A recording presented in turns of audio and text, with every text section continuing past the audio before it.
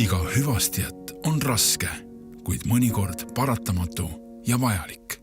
Eesti inimesi rohkem kui 20 aastat ausalt ja vankumatult teeninud paroolikaardi teekond on lõppenud.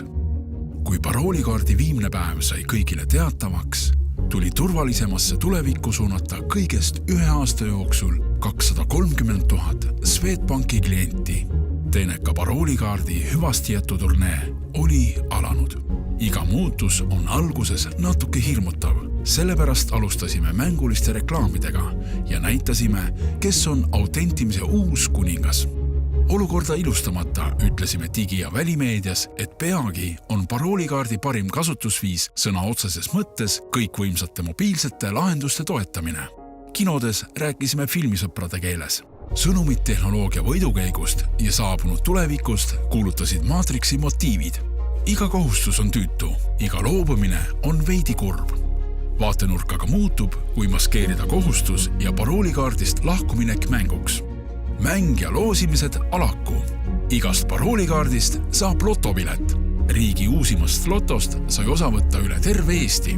Paroolikaartide kogumiseks mõeldud kastid paigutati kõikidesse pangaesindustesse.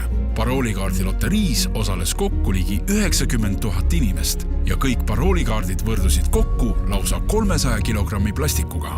Noored ja teised tehnikameelsed kohanevad uue tehnoloogiaga kohe, kui see välja tuleb. Samas on ka neid, kes selles osas rohkem aega ja tuge vajavad. Näiteks vanaemad ja vanaisad, kes pole digiajastul üles kasvanud.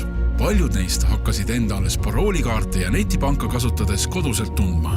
Kuidas probleemile läheneda? Loomulikult laste ja lapselaste kaudu, sest just nemad tunnevad end tehnikat ja tehnoloogiat puudutavates lahendustes ära ütlemata koduselt. Need aitamisele kulunud paar minutit on noorele väike samm, kuid vanemate jaoks suur abi.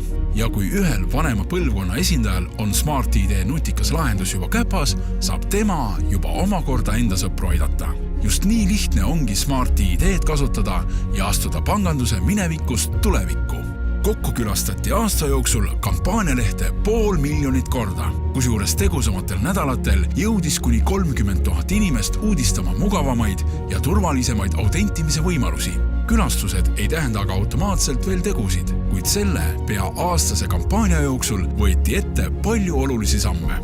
Ja mis kõige olulisem, kokku vahetas paroolikaardi uute nutikate lahenduste vastu 70% Swedbanki klientidest ning teisedki leidsid muu turvalise lahenduse.